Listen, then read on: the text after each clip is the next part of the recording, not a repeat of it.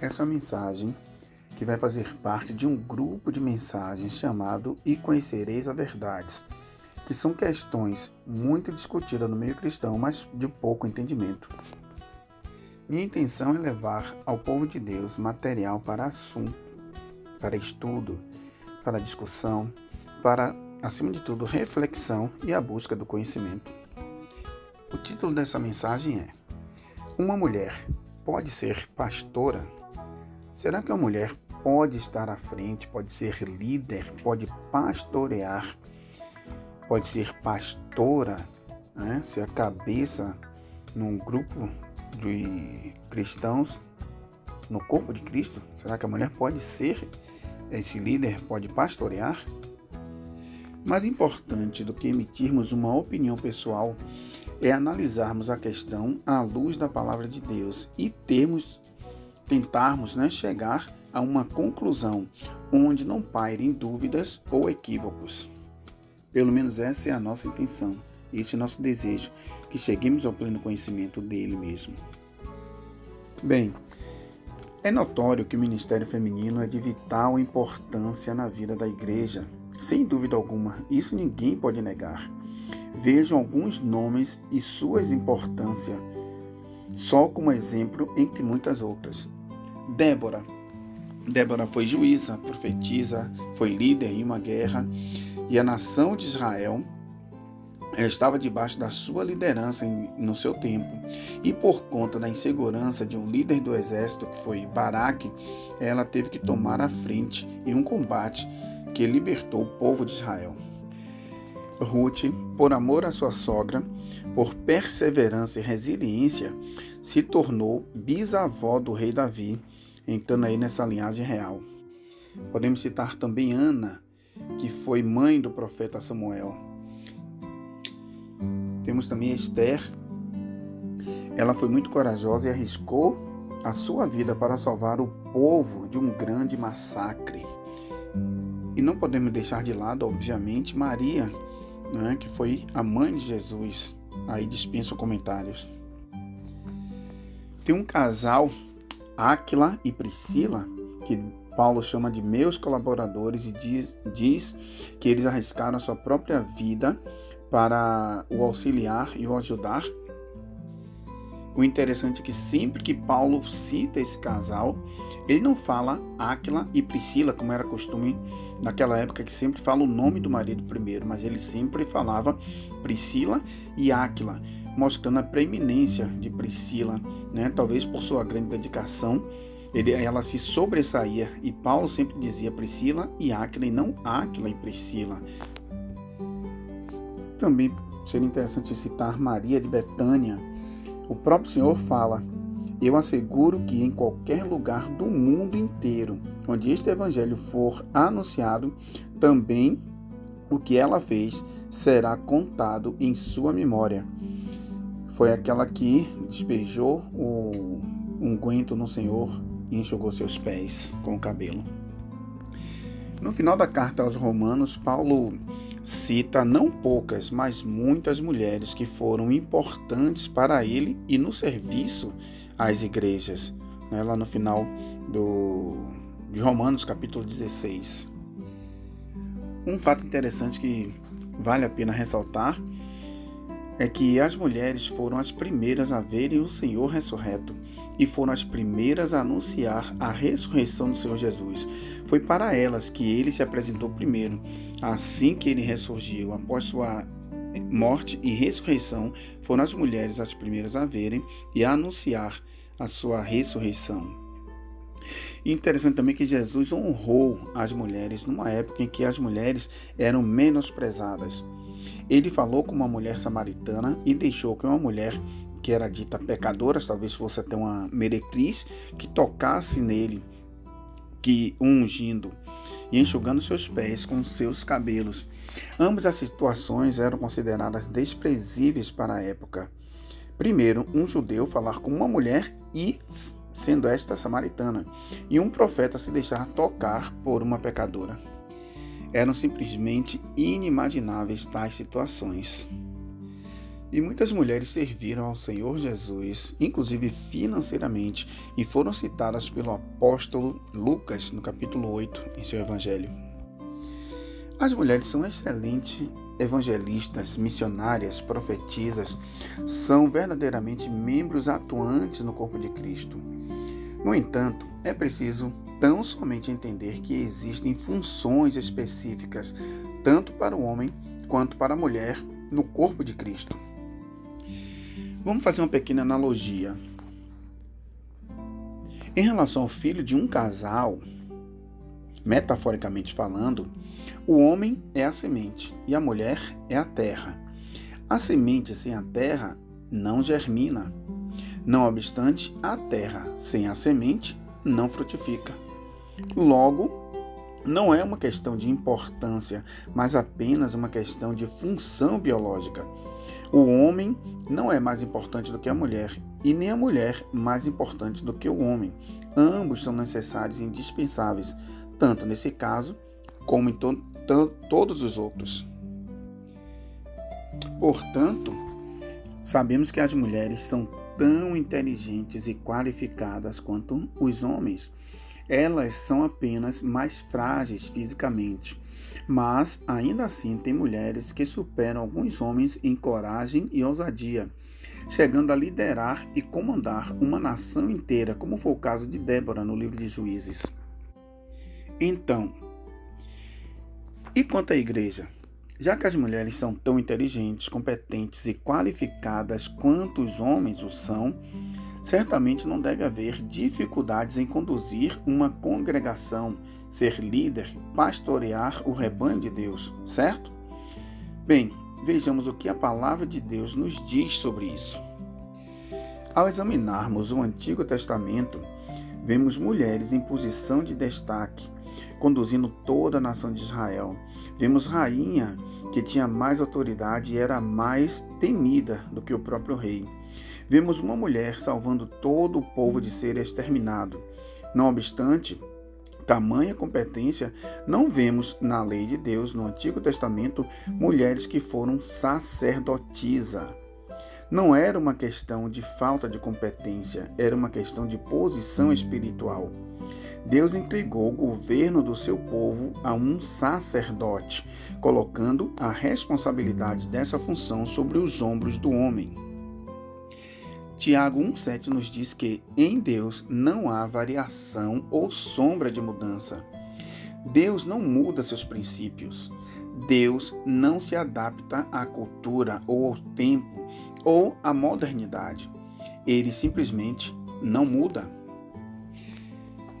Apesar de todo o apoio e de haver mulheres que foram importantíssimas no seu ministério, Jesus escolheu 12 homens para serem seus apóstolos, assim como no passado havia os 12 patriarcas. E ainda para substituir Judas, que o traiu, foi escolhido outro homem, ainda que houvesse muitas mulheres que o seguiam, bem como mulheres de posição da nobreza que o apoiavam, inclusive financeiramente. Havia também Maria, sua mãe, mas ele passou a responsabilidade a outro homem. Por quê? Porque Deus reservou a liderança eclesiástica ao homem. Primeiramente, devemos fazer algumas ponderações. O pastorado feminino é bíblico? Uma mulher tem a direção e bênção de Deus para exercer a autoridade eclesiástica? Ela pode, com base bíblica, ser pastora? Uma mulher pode pastorear e exercer o dom de ensino na congregação dos santos? Ela tem autoridade designada por Deus para exercer tal posição? Uma mulher pode estar à frente como líder na igreja, liderando, conduzindo, governando, presidindo? Há base bíblica para tudo isso? Mas qual é o problema da mulher ser pastora? Afinal, nos tempos modernos, no nosso tempo hoje, as mulheres são líderes em muitas congregações, em muitas denominações, das mais variadas, tanto pequenas quanto de renomes. Inclusive, tem mulheres que têm mais conhecimento da Bíblia e até pregam melhor do que muitos homens. Como pode explicar tal restrição? É preciso entendermos que nem sempre nós compreenderemos os desígnios de Deus, mas precisamos entender que Ele sempre sabe o que faz e devemos apenas tão somente obedecer. Olha, não é porque está dando certo que é legal, não é porque está dando certo que seja aceitável diante de Deus. Hoje não vivemos mais pelo certo e o errado, nós vivemos pelo direcionamento do Espírito Santo em nossas vidas. É Ele que nos conduz, é Ele que fala ao nosso coração, é Ele que nos leva e nos eleva até Deus. Então devemos fazer segundo a sua direção. Interessante que essa retórica é muito parecida com aquela situação em que Deus diz que não devemos nos colocar em um jugo desigual com os infiéis. Ou seja, um cristão não pode ter um relacionamento, ou seja, não pode formar um casal com uma pessoa que não seja cristã, que não seja da família cristã, né? Mas muitas pessoas podem dizer, existem casais assim que deram certo, que vivem em harmonia, em amor. Não importa. Diante de Deus, isso não é justificável. Deus é um Deus que não muda. Ele é o mesmo ontem, hoje e será eternamente. Suas leis não mudam. As suas leis continuam a mesma. Então, mais uma vez, vale obedecer do que sacrificar. Veja o que nos é dito no livro de Samuel. 1 Samuel, capítulo 15, versículos 22 e 23. Porém Samuel disse: tem porventura o Senhor tanto prazer em holocaustos e sacrifícios, quanto em que se obedeça a sua palavra? Eis que obedecer é melhor do que o sacrificar, e o atender é melhor do que a gordura de carneiros. Porque a rebelião é como o pecado de feitiçaria, e a obstinação é como a idolatria, e o culto a ídolos do lar. Visto que rejeitaste a palavra do Senhor, Ele também te rejeitou a ti, para que não sejas rei. Essa foi a palavra que o profeta falou ao rei Saul, porque o rei Saul, bem intencionado, guardou o melhor do rebanho para louvar a Deus, para glorificar o nome de Deus. Mas Deus pediu que tudo isso que veio do inimigo deveria ser lançado fora. Então Saul desobedeceu e por isso foi rejeitado. O livro de Mateus, capítulo 7, versículos 24 a 27, nos diz: todo aquele, pois, que ouve estas minhas palavras e põe em prática, será considerado sábio. Reticências. Nessa passagem, nós podemos permanecer que uma casa, para permanecer firme diante de Deus, ela precisa ter sido edificada sobre a rocha eterna, sobre o fundamento eterno, ter sido edificada sobre Cristo Jesus, pondo em prática o que ouvimos, aprendendo e ensinando o que aprendemos.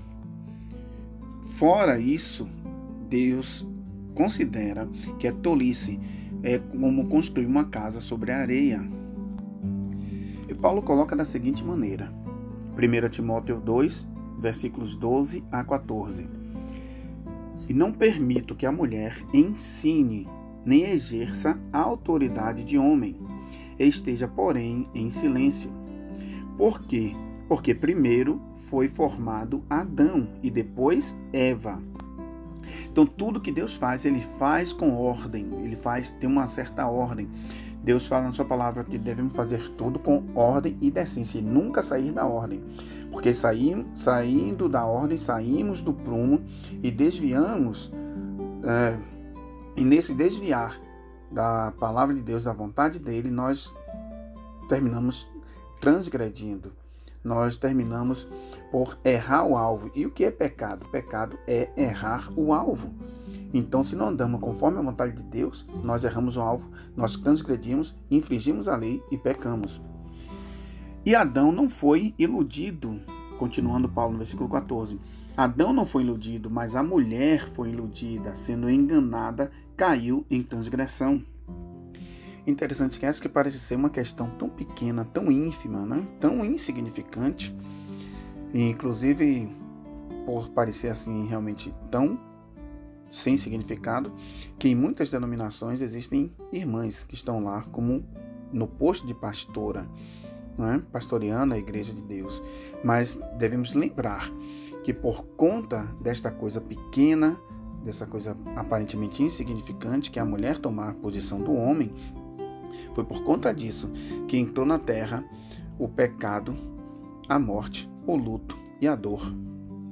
A questão pode até parecer pequena aos nossos olhos, mas percebemos no capítulo 3 do livro de Gênesis que essa questão faz com que a terra gema até hoje. A terra geme, esperando a sua redenção, por conta de uma pequena falha, que foi a mulher se colocar na posição do homem. E Eva falhou de que maneira? Eva falhou de algumas formas aqui. Primeiro, por ter se colocado no lugar do líder, do cabeça, no lugar de Adão. Deus deu a determinação a Adão e ele ensinou a Eva, porém ela inadvertidamente se adiantou e não chamou o seu marido para estar à frente daquela situação tão crucial, que parecia tão insignificante. Como vemos em 1 Coríntios 11, 3, a mulher deve se submeter ao homem, assim como Cristo dizia fazer tudo de acordo com as ordenanças do Pai, por ser o Pai o cabeça em relação a ele. Eva também errou por agir sem o consentimento de Adão, sem o conhecimento e o consentimento de Adão, dando ouvido às palavras da serpente e comendo do fruto do qual o Senhor havia advertido que no dia em que comesse, nesse dia morreria. E o outro erro de Eva foi que ela levou também Adão a transgredir a lei de Deus, tornando-se ambos rebeldes diante de Deus. Não podemos perder de vista que Deus entregou toda a autoridade na terra a Adão e não a Eva, que deveria auxiliar e não tomar a frente, se colocando como líder. A própria mulher mostrou que Deus estava certo em não dar também a ela a posição de liderança quando se deixou ser iludida, ser enganada, enquanto a palavra diz que Adão não foi enganado. Percebe-se que ele tinha plena consciência do que estava fazendo, mas talvez por amor a Eva se tornou com ela no erro. Por tudo isso, fica claro que a mulher não pode exercer liderança na igreja. A inobservância dessa regra constitui-se diante de Deus rebeldia e usurpação de uma posição que não lhe fora conferida. Não importam os resultados, não importa a eficiência, a eficácia, a capacidade, a capacitação. Não importa, porque para Deus mais vale obedecer do que sacrificar.